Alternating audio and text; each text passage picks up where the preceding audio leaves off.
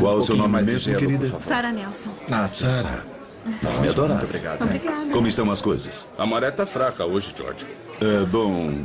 Tem um cara lá embaixo querendo falar com você. E o que ele quer? Crédito? Não, ele quer falar com você. Ele tem nome? Miller. Ele tá bem agitado. A gente pode cuidar dele. Saco, eu conheço o Jack Miller. Fala pra ele se ver. Me larga! Cadê o desgraçado? Claro, eu faço. Deixe a minha filha em paz, seu canalha imundo! Olá, Jack. Como vai, meu caro? Não, deixa. Tudo bem, tudo bem. O Sr. Miller está aqui para mostrar seu respeito, não é, Jack? Respeito? Espere sentado, seu pilantra. Se eu souber que está de conversinha de novo com minha filha, eu te mato, Freeman. Ouviram isso, rapazes? Jack Miller está ameaçando me matar? Vem cá.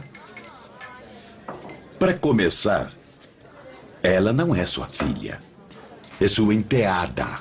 Ela é uma criança, Freeman. Deixa em paz. Não encostei um dedo nela, Jack.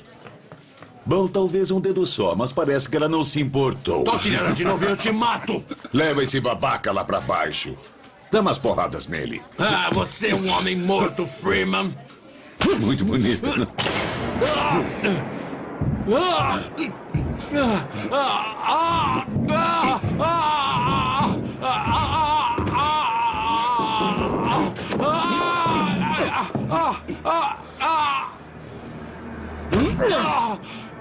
Agora cai fora!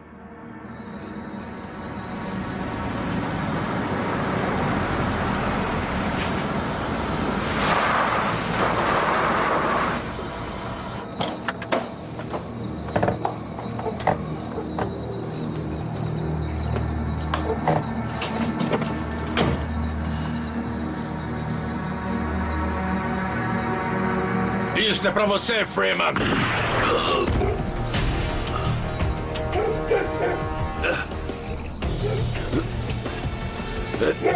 Vai ter que fazer melhor que isso. Vai ter que ser bem mais esperto para se livrar de George Freeman. George Freeman fazia turf de cartas marcadas, rei dos cassinos, chefão do crime organizado e assassino frio e impiedoso.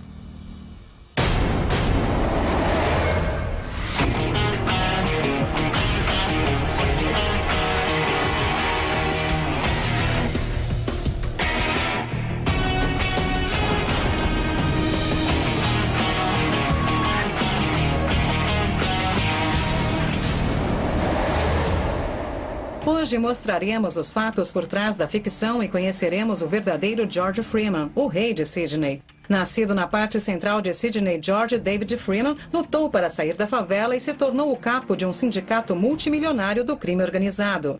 Freeman viveu a vida de um gangster de Hollywood, subornando policiais e políticos em troca de proteção e negando consistentemente qualquer envolvimento no crime, apesar de passar a vida do lado oposto da lei. Hoje, através de dramatizações, análises de especialistas e relatos inéditos, revelaremos que esse jogador de sorte e estilo próprio era um matador frio e calculista, cujo reinado no submundo de Sydney só chegou ao fim com sua morte. George Freeman era um lorde do crime, praticava preço inicial, extorquia pessoas e fazia o que fosse necessário para ganhar dinheiro. Ele queria ser um malandro, essa era a sua ambição. E acabou se tornando um gangster, o que o levou muito mais longe do que seus pais. Freeman era uma pessoa que todos admiravam e respeitavam. Era um poderoso chefão do crime organizado de Sydney. Ele me mandou um recado uma vez e se inspirou na obra O Poderoso Chefão. Ele mandou jogar gasolina no nosso gatinho e acender o isqueiro. Tá aí um homem que tinha considerável influência sobre a cena de Sydney. Acho que eles eram bem mais organizados do que a máfia americana e se livravam de qualquer um que ameaçasse a atividade deles. Esse era o George. Freeman era um homem ambicioso. Menciona em sua biografia seu plano de não ser um malandro qualquer, mas o malandro, o maior, o dono do poder e da influência. Freeman certamente alcançou o seu sonho. Na época de sua morte, ele era o alvo número 1 das autoridades nacionais anticrime. E apesar de ser investigado por suborno, corrupção, jogo ilegal, evasão de divisas e assassinato, ele conseguiu evitar processo por delitos graves. Assim como em suas atividades no crime organizado, Freeman também era um jogador jogador com supostos 98% de sucesso, graças, sem dúvida, ao seu envolvimento com turfes de cartas marcadas, doping de cavalos e perseguir jockeys. Ele sempre sabia as probabilidades em todas as situações. Porém, na noite do feriado de Anzac, em 1979, Freeman foi pego de surpresa. Seu desafeto na imprensa, o lendário jornalista investigativo Bob Bottom conta a história. Na noite em que George Freeman foi baleado, me ligaram. Assim que a polícia foi informada, eu fui informado. É que George Freeman saíra no jornal de domingo, uma semana ou duas antes de jurar que eu morreria antes dele. Então, a polícia foi ao hospital para tentar falar com George. Mas olha só, uma das primeiras coisas que fizeram foi mandar 2 policiais para guardar minha casa caso alguma ordem fosse dada para cumprir a ameaça de George. Os boatos rapidamente se espalharam pelo submundo que Miller tinha atirado em Freeman para afastá-lo de sua enteada, Lina Hurley. Jack Miller, e isso tem a ver com a história que corria na época, tinha mandado George ficar longe da enteada dele. Deixe minha filha em paz, seu canalha imundo! Mas George continuou a vê-la porque era o tipo de cara que pensava: quem você pensa que é para mandar eu não ver quem eu quero ver? Leva esse babaca lá pra baixo. Dá umas porradas nele. Você é um homem morto, Freeman! Jack enfiou na cabeça que George tinha feito algo muito ruim e batido de frente com ele. Isso é pra você, Freeman!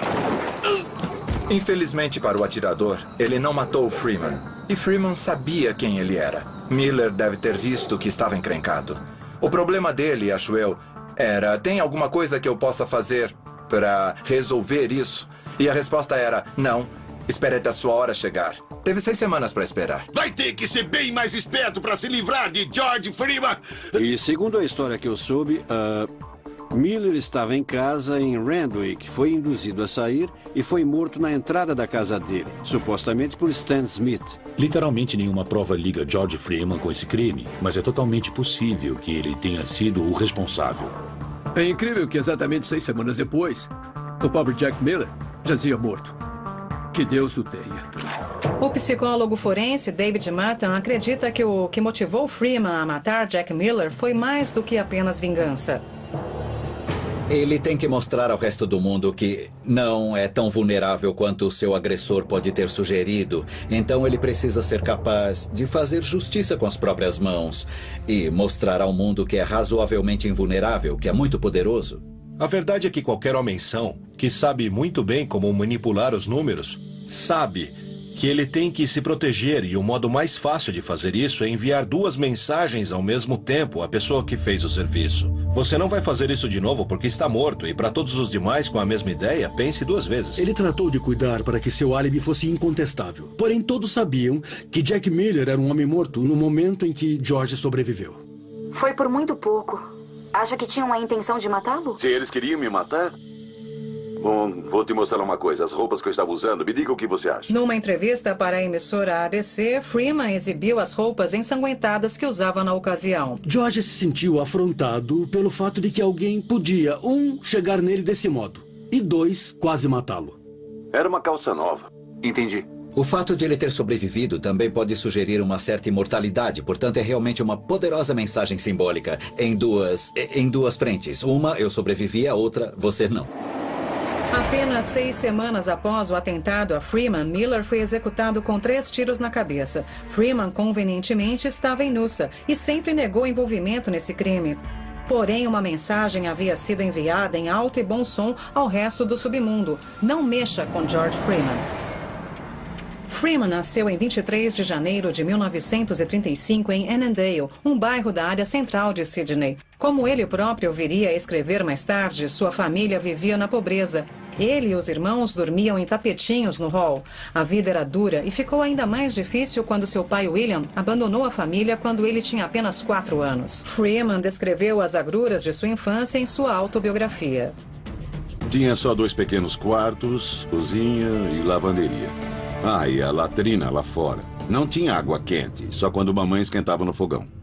Annandale era um ótimo lugar para morar, mas tinha muitos arruaceiros, ex-soldados, vagabundos, agenciadores de aposta. Era uma vida típica de área central, mas produziu gente como Darcy Duggan e uma gama de criminosos que chegaram no nível máximo da atividade que escolheram. Era uma região barra pesada. Freeman nasceu em Annandale e teve uma infância sofrida. Ele tinha uma família muito grande e o pai os deixou quando eram pequenos.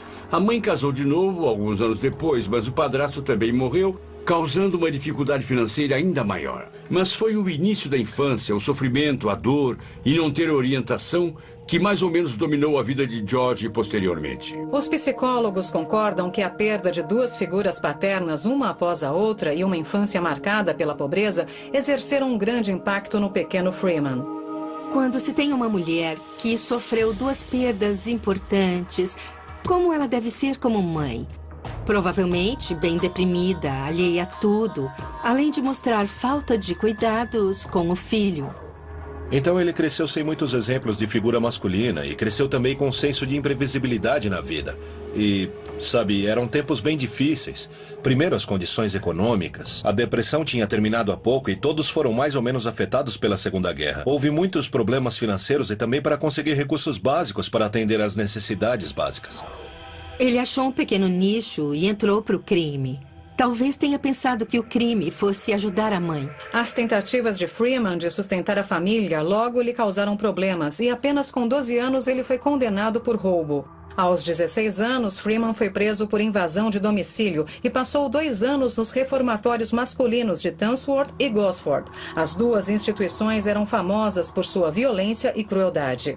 George se voltou para uma vida de crimes muito cedo e, como consequência, acabou no reformatório, inclusive no Mount Penang, na costa central de Nova Gales do Sul. Um lugar terrivelmente cruel, onde George não tinha nenhuma chance, onde foi física e sexualmente abusado. Era um ambiente muito brutal e, naquela época, era visto como normal para meninos mais velhos fazerem mal aos meninos mais novos, em todos os sentidos, sexual, físico, tudo. Eram casas de horror, esses reformatórios masculinos. Ele conta em seu próprio livro que era uma piada dizer que ninguém saía de lá cheio de ódio e violência. E, claro, foi o caso dele. Pequeno na estatura e asmático, Freeman devia ser uma figura tímida, porque foi logo apelidado de rato. Ele sofreu abuso sexual e violência física durante os 2 anos em que ficou encarcerado. Acho que todas as implicações desse torpor emocional quando se é abusado sexualmente, sendo homem ou mulher, ele carregou com ele. E parece que tomou uma decisão. Jamais serei colocado nessa posição de novo. Ele está aprendendo, primeiro, que é preciso se cuidar. Está aprendendo que a autoridade pode ser bem cruel. George tinha uma pontinha de violência, tinha a capacidade de revidar. Ele não virava e saía. Ele aprendeu isso nos reformatórios por ter apanhado da polícia, monitores e tudo mais. Sádicos, basicamente. Então, como sempre acontece, ele descontou tudo isso no mundo quando se reergueu. Freeman virou um jovem agressivo, sem dúvida assombrado por tudo que havia passado. Ele também estava decidido a deixar seu passado como vítima para trás e nunca mais iria tolerar ser chamado de rato.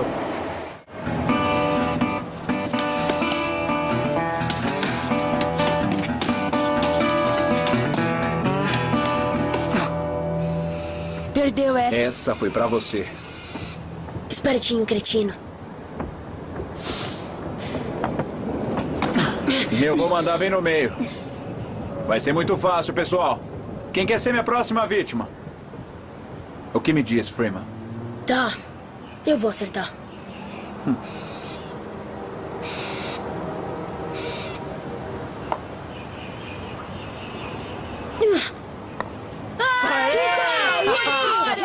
Para com isso, Freeman. Acertou nada, foi fora. Para com isso, Freeman. Acertou nada, foi fora. Vai se ferrar, Freeman. Eu acertei. Não acertou, me dá o taco. Pode parar. Volta e joga de novo, rato.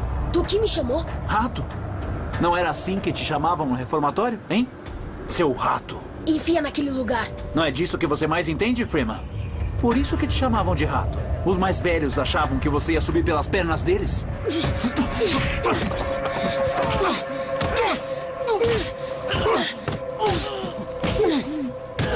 Para! Já chega! Para! Larga ele! Quero ver me chamar disso de novo! Vai, qualquer um aqui! Experimenta pra ver! Caramba! Eu cresci na rua Young, em Annandale, a mesma rua onde George Freeman nasceu. Mesmo naquela época, George era pequenino, mas com uma extrema propensão para a violência. Aliás, meu irmão me contou uma história de quando eles costumavam jogar cricket. Ah, Para com isso, eu acertei. E Freeman já tinha passado um tempo em Mount Penang e tudo mais. Volta e joga de novo, rato. Do que me chamou? Rato? Não era assim que te chamavam no reformatório, hein? Ele atacou um outro garoto que era maior e mais gordo que ele. E depois arrastou a cabeça dele para a sarjeta até os outros meninos impedirem, porque temiam que George o matasse. Já chega, para! Já naquela época ele era um pestinha malvado, sabe? Para os psicólogos, o tratamento de Freeman no reformatório foi o que o levou a se comportar tão violentamente. Se ele realmente sofreu violência sexual em Mount Penang, então talvez digamos que podia estar sofrendo de um distúrbio denominado estresse pós-traumático. Sabemos, porém, que pessoas que têm esse distúrbio tendem a extrapolar de muitas formas e podem fazer isso em muitas situações. Combine isso com um ambiente no qual a agressão, a violência e a falta de controle são corriqueiras, e então você tem uma mistura bem explosiva. Tem mais uma coisa, o tamanho deles provavelmente era documento. É preciso brigar com os mais velhos porque você tem que vencer. Era isso que muitos desses reformatórios faziam naquela época, ensinavam você a sobreviver. Quero ver me chamar disso de novo. Vai, qualquer um aqui. Experimenta pra ver. Freeman rapidamente ganhou fama de temido devido ao seu comportamento violento. Seu instinto malvado mais do que compensava sua pequena estatura. E ele rapidamente se tornou um guarda-costas procurado, que dava proteção para grandes jogadores, agenciadores de apostas ilegais e operadores de cassinos. Porém, Freeman era um fracasso como malandro e repetidas vezes foi pego. Menos de um ano após ser solto do reformatório de Gosford, ele cumpriu sua primeira pena numa prisão para adultos e passou seus 20 anos entrando e saindo da cadeia, cumprindo pena nas prisões de Long Bay, Bathurst, Berrima, Barra Mata e Grafton. O início da carreira de George não indicava realmente o que ele se tornaria, porque, francamente, como criminoso, ele era um inepto. Cometeu uma série de delitos com arma de fogo. Não conseguia assaltar uma casa sem ser pego. Tudo o que ele tentava como criminoso era um desastre. Ele tinha um registro contínuo de violência e falta de sucesso. E, na verdade, mesmo no final dos anos 60, ele ainda era um criminoso fracassado. Tanto que trabalhava em abatedouros, cortando carne. Então, com certeza, não tinha ido muito longe. Ele não era o que chamaríamos de a nata do mundo do crime. Ele estava mais para perdedor e decidiu, obviamente, seguir um outro rumo, optando por ser um bookmaker. E devo dizer, ele se deu muito bem nesse ramo. Até o próprio Freeman reconheceu que algo tinha que mudar, segundo o que escreveu anos depois. Eu tinha que começar a ter mais sucesso. Para ser sincero, eu era menos que um malandro bem-sucedido. Minha única recompensa tinha sido a cadeia, e muita cadeia. A mudança de que Freeman precisava veio na forma de um marginal já estabelecido de Sydney, Lenny McPherson. Os dois se encontraram na prisão de Long Bay e logo se tornaram amigos. McPherson era, eu acho que uns 10 anos mais velho que Freeman. Parece que houve quando se encontraram na prisão. McPherson foi visto por ele como uma espécie de figura paterna com mais experiência. O próprio Freeman estaria procurando ajuda. E certamente McPherson era alguém mais experiente e teria dado essa chance a fim de ampliar a carreira de ambos. Eles eram muito parecidos. A evolução dos dois era muito parecida. Eles lucraram de modo similar quando cresceram no mundo do crime, em vez de ficar por aí roubando as pessoas e tudo mais. E ele acreditou que o Lenny o ajudaria a se estabelecer. O novo amigo de Freeman, Lenny McPherson, era um criminoso ambicioso. Alinhado com o fascínora Stan Smith e o primeiro verdadeiro chefão de Sydney, Frederick Peddles Anderson, McPherson estava tentando montar sua própria organização criminosa que espelhava a máfia americana. Percebendo o talento natural de Freeman como jogador, McPherson deu o primeiro passo. São os últimos metros desse páreo. Flecha Negra vai chegando. Ele ultrapassa. Vai ganhar Flecha Negra. Olha lá. Flecha Negra cruz. Filha! Já são 4 em seguida, George. Você está com tudo, filho. Sempre me pareceu coisa boa. Porque um cara que sabe tanto sobre cavalos vive sendo pego por bater carteira, roubar lojinhas. Eu só quero ganhar meu dinheirinho. Ganharia mais que um dinheirinho com cavalos. Sim. Nesse eu sou bom. Eu tô falando de aposta inicial, idiota. Você iria arrebentar. Não, eu sou só um apostador. Olha, filho. Entre nesse ramo e vai ter o mundo a seus pés. Escreve o que eu digo. Não, cara. Eu não aguentaria as dívidas e o papo dos azarados. Eu só quero apostar e ganhar. Pode deixar comigo as dívidas e os azarados. Ninguém me diz que não dá pra pagar. Só se não quiser continuar inteiro. Obrigado. Eu precisaria de uma fortuna para começar. Odiaria não conseguir pagar algum apostador que tivesse sorte. Por que é que você tá falando em fortuna, filho, hã? Aí. Isso vai cobrir as despesas iniciais. O que precisa mais? Eu não quero ficar devendo para você. Eu tô melhor fazendo minhas apostas sozinho. Ah, que devendo? Esquece. Eu pago a logística. Eu vou te apresentar pros cachorros grandes. Aposta inicial? Uhum. Talvez você tenha razão.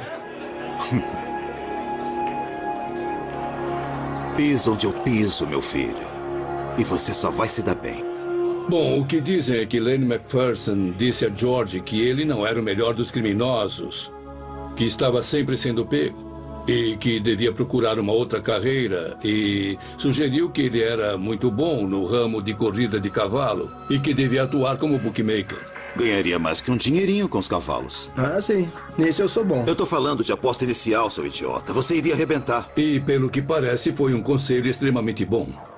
Além de McPherson ser 10 anos mais velho, ele tinha uma figura grandiosa. Aparentava ser durão, ter personalidade. E sua educação era muito mais abrangente. Então, você vê Freeman dizendo: posso aprender alguma coisa com esse cara, ele está a alguns passos na minha frente. É onde quero estar, no mundo dos gangsters. Eu pago sua logística. Vou te apresentar para os cachorros grandes. Incrível. Não, eu achei que não ia ganhar, você viu? Os psicólogos concordam que para Freeman, que perdera tanto o pai quanto o padrasto quando criança, encontrar um mentor foi um evento que mudou sua vida. Parece que a criminalidade dele era bem aleatória e impulsiva. McPherson lhe ofereceu uma estrutura, quase um modelo de negócio, para que pudesse focar seus impulsos criminosos.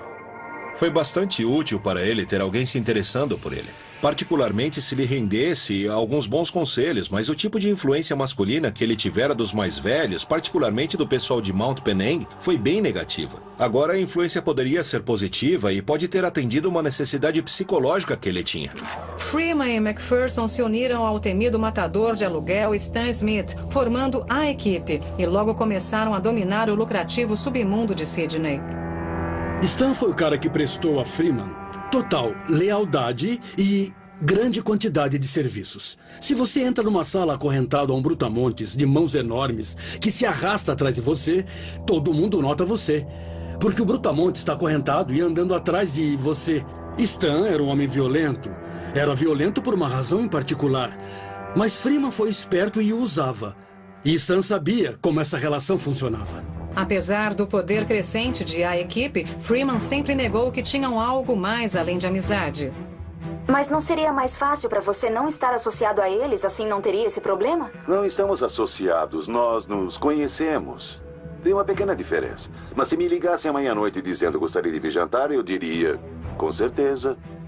A decisão de Freeman de unir forças com McPherson e Smith provou ser uma mudança vital. Em poucos anos, ele estava no comando de uma operação mafiosa de apostas que acabaria movimentando milhões de dólares por ano.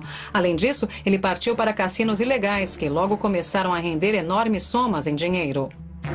Quando montaram os cassinos clandestinos, eles se tornaram ótimos escapes para as chamadas massas de Sydney. Eram advogados, juízes, jornalistas, todo tipo de pessoa frequentava aquilo. Então George, que circulava e era visto como um rei quando entrava nesses lugares, ele fazia todo tipo de conexão. O que se vê, porém, é que em algum momento de meados da década de 60, houve uma mudança. Ele ainda sofreu algumas prisões, mas elas foram ficando cada vez menos frequentes. E aí, a partir dos anos 70, suas prisões foram bem poucas e distantes uma da outra. No início dos anos 60, Freeman estava na crista da onda e havia encontrado sua rainha, Márcia, com quem acabou se casando no dia 5 de fevereiro de 1963. Ele também estava abraçando forte sua recém-encontrada riqueza, compensando a pobreza de seus primeiros anos de vida. George certamente passou muito tempo da vida tentando erradicar as más lembranças e privações de sua infância. Ele passou a ser um homem rendido totalmente ao consumismo. Podia acabar com uma recessão com uma das mãos de tanto que gastava. Vestia ternos brancos para dar a impressão de ser urbano, ser sofisticado, e assim ia se divorciando ainda mais da vida que tivera quando criança. E como aspirante a criminoso, ia galgando posições. Ele andava com todo tipo de gente, tinha todo tipo de conexão e era bem o estereótipo de alguns daqueles gangsters que ele admirava. E assim como alguns deles, ele até viveu um tempo na América, como essa gente que tinha mansão e tal, e ele imitou esse estilo de vida. Os membros da equipe se orgulhavam de comandar uma operação clandestina e se viam como fornecedores dos serviços que a comunidade queria. Eram estrategistas cuidadosos, evitavam se expor e protegiam uns aos outros. Políticos e policiais eram subornados e o dinheiro entrava a rodo. O dinheiro que entrava, não só das extorsões disfarçadas de apostas, além das corridas de cartas marcadas, era uma outra fonte para ele, mas o dinheiro vinha mesmo dos cassinos ilegais em troca de proteção. Alguns costumavam pagar até $5.000 por semana. Já que só comandavam e praticavam o que chamamos de crimes sem vítimas, como o jogo, os cassinos e tal, acreditavam que ninguém estava sendo prejudicado. A comunidade queria isso e os políticos não prestariam muita atenção. Eles podiam ganhar um bom dinheiro sem problemas. E, a grosso modo, tinham razão. Existe um argumento segundo o qual, quando o esquema de apostas acontecia, quando o Two-Op corria solto, Sydney era uma cidade muito mais segura e melhor do que agora, porque todos, inclusive políticos, estavam faturando com a jogatina ilegal. Freeman se tornara um figurão e, como tal, tinha total consciência de que suas atividades estavam sendo monitoradas. O ex-comissário assistente Geoff Schubert passou muitos anos acompanhando as atividades de Freeman. Durante um período entre 10 e 15 anos, eu monitorei as atividades do Freeman. Freeman, McPherson e Smith eram como irmãos naquela época. Eles se falavam diariamente por telefone. Uma coisa que ele me disse naquela fase foi: tem uma audiência maior do que Bob Rogers ou John Laws. E eu disse: como assim? Ele disse: a gente não dá um telefonema sem todo mundo saber, porque estavam grampeando o telefone dele. Quando comecei a olhar para ele, ele tinha uma rede de apostas iniciais bem grandinha, era coisa muito grande.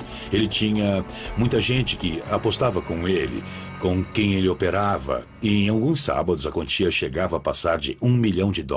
Em 1974, os extorsionários de Sydney não giravam a roleta nem davam uma carta sem pagar a Freeman pelo privilégio, e ele regularmente recolhia sacos de dinheiros dos cassinos de toda a cidade. Porém, como rei de Sydney, Freeman também era responsável por fazer justiça com as próprias mãos. E em 1974, as atividades de Stuart John Reagan exigiram sua atenção. Reagan era um assassino psicopata que matara seus rivais e também uma criança a sangue frio. Seus surtos criminosos ameaçavam a ordem que Freeman e a equipe tanto se esforçaram para estabelecer. E matar uma criança foi a gota d'água. Eles odiavam, o temiam, eles o xingavam porque sua violência era sem sentido, era indiscriminada, era avassaladora. Eles viam Reagan como uma bala de canhão perdida de um modo bem perverso, trazendo descrédito ao elemento criminoso, e ele precisava sumir. Se Reagan havia decidido começar a limpar seu próprio armário de vassouras, era grande a chance de Freeman, Stan e McPherson, ou os três, estarem na mira do interesse de Reagan. E para proteger o resto do grupo do crime organizado, Reagan tem de ser eliminado e ficou a cargo da equipe fazer o serviço. Freeman e Smith se reuniram com o veterano do crime, o chefão Pedals Anderson, e o convenceu a emboscar e desarmar o assassino psicopata. Pedals disse que ele estaria aqui em 5 minutos. Fica frio. Tá preparado? Claro que estou. Mas fico meio nervoso com isso. Mamão com açúcar, cara. Faz ele ficar embaixo daquela luz que eu apago ele. Não me deixe esperando. Pedals acha que retirou a arma de Reagan, mas não confio nesse maldito Reagan. Se eu conheço bem, deve ter um berro escondido no corpo. Não, cara. O Pedals espremeu uns 1000 pilantras. Vem sem nada. Pode apostar nisso.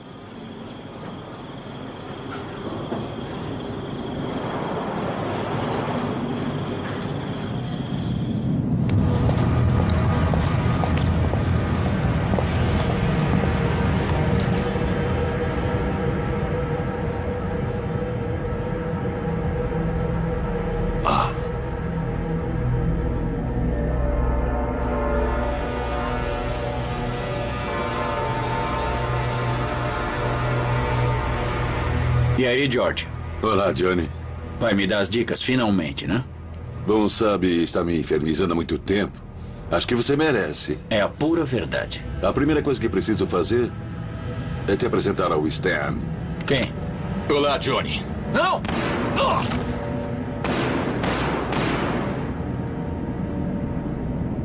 Agora é você, George.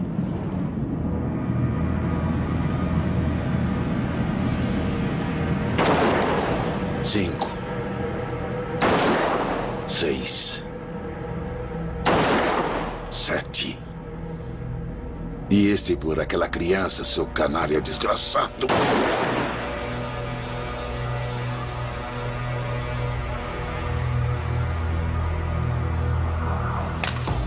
Não há dúvida de que a morte de Reagan trouxe um grande suspiro de alívio, não só por parte da fraternidade policial, como também pela bandidagem e pelo público em geral. A morte de Reagan trouxe quase que alegria geral para a bandidagem. Porque quando você tem um lunático desse tipo solto por aí, atirando e matando indiscriminadamente, ninguém está a salvo. Olhe com cuidado. E veja o que fizemos com esse cara, que achava que ia ser chefão. Ali está ele. Morto da sarjeta, morto na rua, com, sabe, vários buracos de bala, sangrando copiosamente. Reagan foi abatido com pelo menos 2 armas calibre 38 distintas. Ele foi atingido 8 vezes, uma bala para cada uma de suas vítimas. 7. E este por aquela criança, seu canalha desgraçado. Freeman e Smith nunca foram acusados do assassinato de Reagan. Porém, anos depois, Freeman insinuou seu envolvimento. Eu recebi um telefonema bem memorável de George Freeman.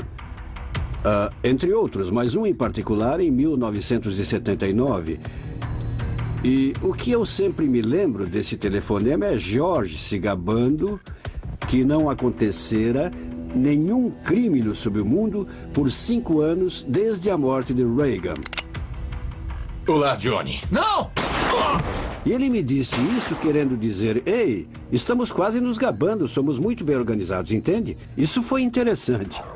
Circulava uma história, claro, que foi Freeman quem organizou tudo, que foi Freeman quem deu os tiros, e esse boato dizia que Freeman surgiu de trás de uma árvore, fazendo malabarismo com 3 armas e atirando nele. Isso sedimentou a fama dele como o homem mais rápido do Oriente, e acho que ele adorou. O psicólogo Stephen Barron acredita que a fama de Freeman seria reforçada por seu envolvimento no assassinato de Reagan. Ele era um cara conhecido como o Garboso George. Se vestia bem, sempre apresentável, sabia como a sociedade funcionava, era visto como um homem de negócios, não como um malandro.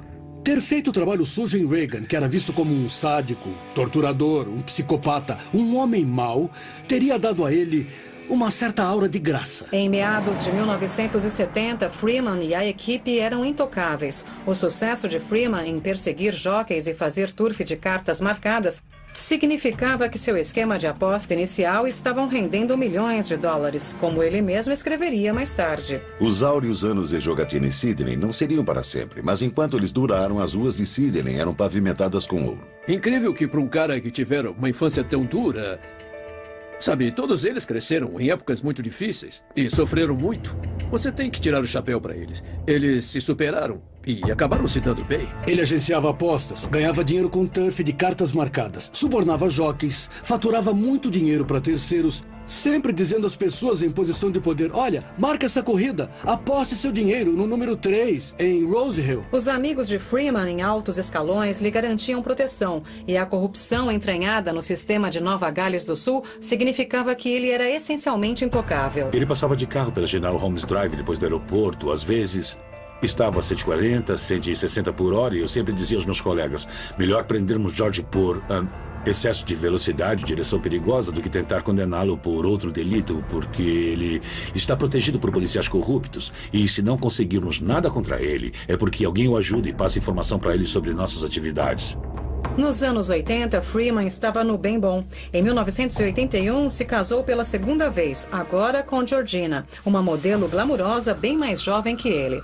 O casal teve 3 filhos e levava uma vida perfeita numa luxuosa mansão. Freeman, porém, não contava que Bob Boron, um destemido jornalista investigativo, exporia as íntimas relações entre policiais e políticos corruptos com criminosos. Sendo um figurão do submundo de Sydney, em pouco tempo, Freeman estava sob os holofotes. Minhas revelações de uma parte do trabalho que fiz nos bastidores dificultaram para ele o trato com as pessoas. Ele estava tentando se misturar com políticos e gente desse tipo. E claro, quando se tornou objeto de atenção, ele viu que muitas daquelas pessoas estavam começando a cortá-lo. E ele pôs a culpa em mim. George era talvez quem eu mais temia. Posso dizer que Len McPherson interveio algumas vezes. Na verdade, Lenny deteve Stan uma vez também, porque o pegaram em escutas telefônicas estaduais e federais em 1990, nas quais dizia que iria me sequestrar. Apesar de todas as ameaças contra ele e contra sua família, Bob Boron continuou seu trabalho, o qual finalmente começou a trazer Freeman para a atenção da polícia. Em 1983, Jeff Schubert era parte do esquadrão especial antijogo e tomou a brilhante decisão de invadir a mansão de Freeman. Até então, Freeman tinha sido intocável. Organizei um grupo de caras de confiança para ir até o portão da mansão e jogar carne para os cães dele. Não era o delito mais grave do mundo na época, sabe? Fazer aposta inicial. Ele foi para o tribunal de Sutherland e foi condenado. Estava bem sujo, até a alma. Mas ele continuou a operar. Era isso que faziam. Não tinha como detê-los. Então decidi derrubá-lo de novo. Desta vez pensamos bem, ia ser difícil com os cães, porque ele já estaria ligado. Então eu liguei para ele de um telefone público e disse: George, é Jeff Schubert. Sai e prenda os cães ou atiramos neles. Ele disse: não atire, eu vou sair e prendê-los. Aí ele correu, prendeu os cães e os caras entraram. Quando entraram na sala, o pessoal estava apostando. Ele tinha toda a papelada. Era papel especial, quando posto numa bandeja com água, desintegrava. Tinham jogado todas as apostas na bandeja com água, tudo tinha sumido. Havia uma folha na frente da cadeira do George, onde havia mais algumas apostas. Meu colega Bob Nicholson salvou uma parte. Ele lutou um pouco com o George, que tentava enfiar o papel numa xícara de café e se livrar, mas recuperamos uns 75% de tudo. E colocamos diante de um tribunal e ele alegou ser inocente. E nós o condenamos de novo. Em frente ao tribunal, Freeman, que se denomina prestador de serviços, deu uma entrevista coletiva inesperada, na qual afirmou que a sua prisão 3 semanas atrás envolveu espingardas, ameaças contra seus cães e 24 policiais. Eram muitas, sabe? Espingardas. Não gostei do grupo de reação tática que estava lá, com espingardas para matar meus cães. Freeman estava subornando a polícia, tinha amigos na elite de Sydney e tinha até sobrevivido aos olhos inquisitores de Bob Boron. No início dos anos 80, um outro problema surgiu que exigiu sua atenção. O matador de aluguel de Melbourne, Christopher Dale Flannery, um fascínora frio e calculista cuja imprudência logo perturbou a ordem estabelecida. Não é algo que eu prontamente admito, mas Flannery me dava medo. Quem não tinha medo desse cara não conhecia. Flannery simplesmente matava por dinheiro. Consciente da má reputação de Flannery, Freeman e a equipe o colocaram na folha de pagamento. Mas o matador de aluguel não era tão fácil de ser controlado. McPherson e Freeman passaram a proteger Flannery. Primeiramente, como uma forma de tentar fazê-lo se controlar um pouco. Eles conheciam a má fama dele. Não queriam os problemas que ele poderia causar em Sydney e resolveram dar a ele uma espécie de emprego, onde talvez conseguissem controlá-lo. O problema que tinham com ele, porém, era o fato dele ser ambicioso e sempre querer mais. Aí ele se juntou a Ned Smith, que foi um problema ainda maior porque os dois queriam ser o rei de Sydney. Flannery fez inimigos em todo lugar, mas a gota d'água foi quando tentou assassinar o investigador do Esquadrão da Narcóticos, Michael Drury, em 1984. Criminosos de carreira como Freeman, que contam com policiais corruptos em troca de proteção, não aceitaram que um dos seus atirassem no policial. Assim como Reagan anteriormente, Flannery se tornava um problema que o rei não tinha condições de ignorar. Flannery é doido de pedra, cara. É bom não dar moleza pra ele. Fica frio, cara. Vai ver os miolos dele antes mesmo que ele saiba o que houve. Escuta, Stan. Mesmo assim, ele é matador de aluguel, tá? Valeu, George. Mas não me deixe esperando naquele maldito armário. Você sabe que eu não suporto lugar fechado. E você trate de sair metendo bala. Fica frio, cara. Ele não vai nem se tocar. Porque se você errar, cara, ele vai tentar sacar o que tiver dentro da calça. E aposto que não é um lencinho.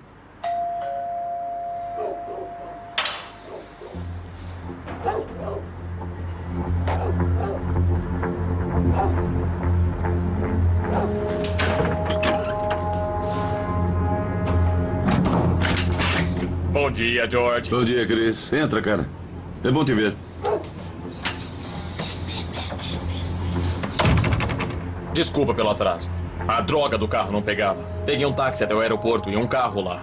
Tudo bem, cara. Senta aí. Certeza que não quer uma bebida? Não. Olha só, você vai adorar essa arma. É, deve ser boa. Tá falando nela faz um tempão.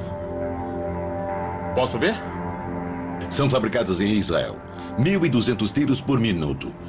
Com uma na mão, cara, você vai ser invencível. Aí a gente se acomoda e vive feito o rei. Bom, você não tá nada mal, né, George? E aí, onde é que ela tá? Tá na outra sala, eu vou buscar.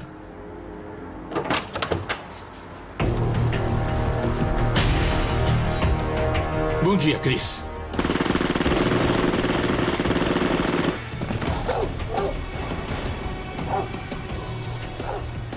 Santo Cristo, Stan, falei pra ter cuidado com os móveis.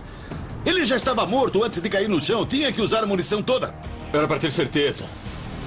Mas que bela arma. Flannery, como Reagan, era um indivíduo incontrolável. Ele era de Melbourne e queria fazer bonito na cena de Sydney. Não acho que realmente se importava com o que se envolvia ou com quem se envolvia. Se ele estava na sua turma, você não podia confiar que ele ficaria do seu lado, porque era bem capaz de fazer justamente o oposto. Quando Flannery chegou à casa de Freeman para o que ele achava ser uma conversa sobre o futuro que poderiam ter juntos, ele teve uma recepção bem diferente. Bom dia, Chris. Ele foi baleado e morto, e o corpo dele foi jogado no oceano. Não havia dúvida de essa morte ter sido aprovada por Len McPherson e Stan Smith, além de George Freeman. Na verdade, é uma réplica do extermínio de Stuart John Reagan em meados dos anos 70. Ele saiu do controle e decidiram dar um fim nele como fizeram com tantos outros naqueles anos. Chegou uma hora em que eu acho que George Freeman, Lenny McPherson, Stan Smith e outros não podiam mais se arriscar com o cara. Ele acabaria pegando eles um dia. Ele já tinha dito que ele era o cara. Eles, outra vez, fizeram as vezes da polícia não oficial. Unidade de extermínio, digamos assim, e devolveram ao submundo aquele senso de estabilidade que jamais existira durante o seu reinado. O senhor disse que não teve nada com a morte dele. Não tive nada. Ele tá morto? Bom, eu não sei. Ele tá morto? A polícia acha que pode estar. É? Bom, eu não sei de nada. Os psicólogos concordam que Freeman não teria hesitado em dar uma de justiceiro com Flannery. Chris se tornou um constrangimento. E então a equipe tinha que resolver essa dificuldade. Não acho que George teve problemas para fazer isso.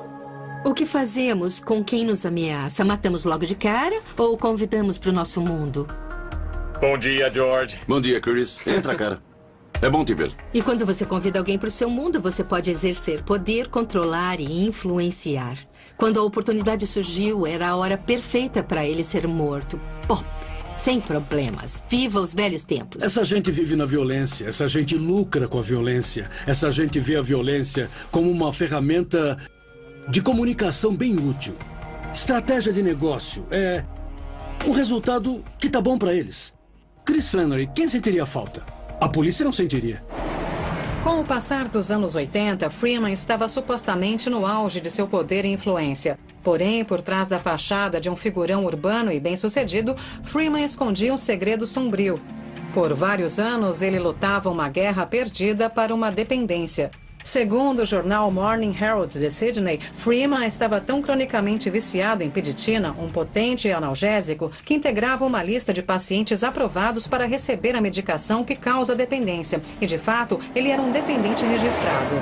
Ele não gostava de drogas, mas se apaixonou pela petidina, uma das drogas que podem realmente fazer você se sentir bem. Ele tomou inicialmente por causa dos problemas de asma e ela acabou dominando ele. É gente que teve uma cirurgia dolorosa ou graves fraturas. Eu mesmo já passei por algumas. Eu já tomei uma dose de petidina e até um pouco de morfina na mesma ocasião. E eu podia ter viciado facilmente. Petidina, para mim, é uma opção óbvia para alguém como George Freeman. É uma droga que não é manchada pelas ruas, pelas representações ou generalizações ou estereótipos das drogas de rua. É algo que os ricos podem conseguir simplesmente indo ao seu clínico geral. E George Freeman tinha à sua disposição um suprimento de petidina. A petidina, infelizmente, tem essa desvantagem de ser fisicamente viciante. Você acaba ficando dependente dela com o tempo. A peditina também teria ajudado Freeman a suprimir as lembranças do abuso que sofreu na adolescência. Acho que algo importante, se não o mais importante que precisamos entender sobre qualquer tipo de dependência, seja ela do álcool, jogo ou drogas, é o mascaramento das emoções. George estaria carregando muitos fantasmas de sua infância e certamente da adolescência. Minha suspeita é que usava essa droga como uma forma de lidar com esse trauma pessoal. Existem bons indícios de que era um bom pai de família, com certeza cuidava bem dos filhos, vivia numa grande e bela casa e era o provedor de todos.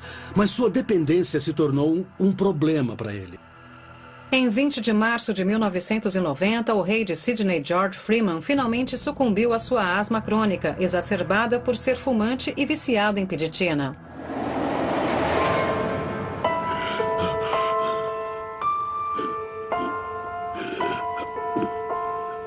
Volta e joga de novo, rato. Do que me chamou? Rato? Não era assim que te chamavam no reformatório? Hein? Seu rato.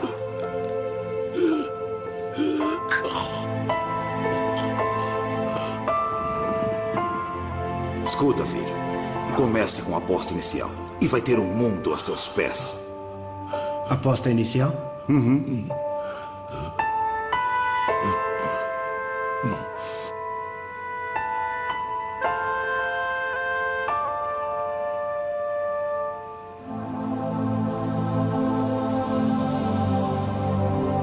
E este é por aquela criança, seu canalho desgraçado.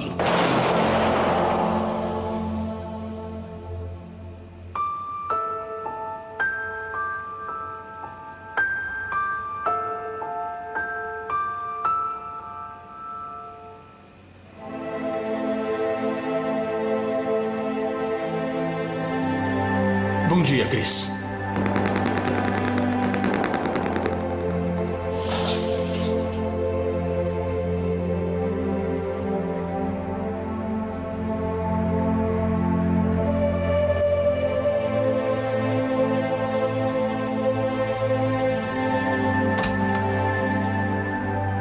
George? George? Vai ter que fazer melhor do que isso, ouviu? Vai ter que ser bem mais esperto para se livrar de George Freeman. George? George?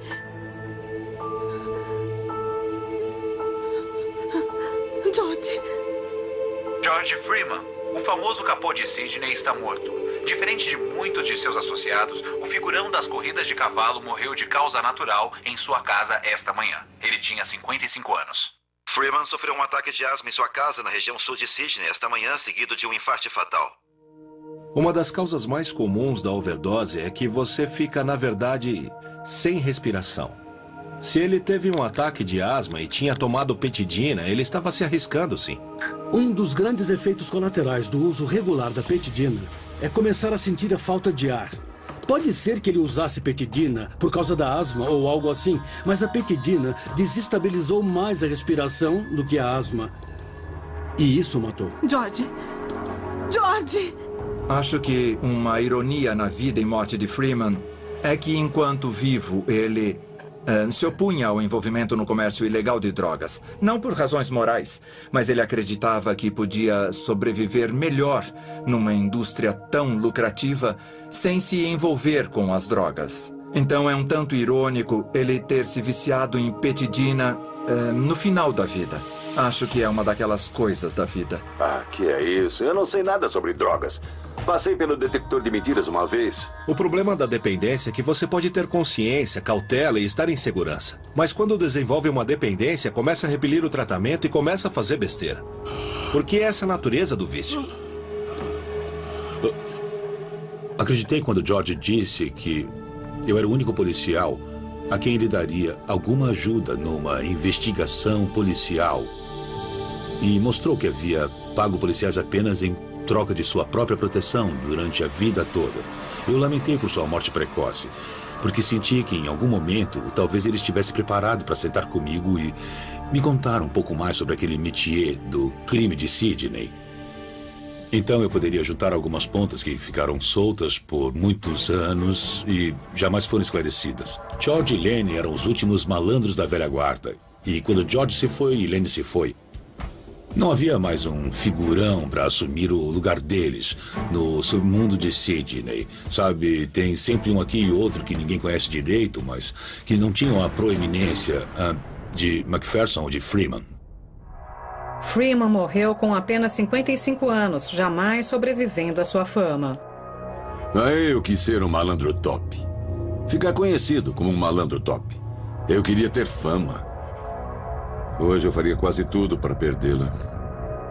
Você é um vilão. Aceita o fato de ser um vilão? Aceito que era um vilão, mas só até 16 anos atrás. Não acho que eu seja um vilão agora.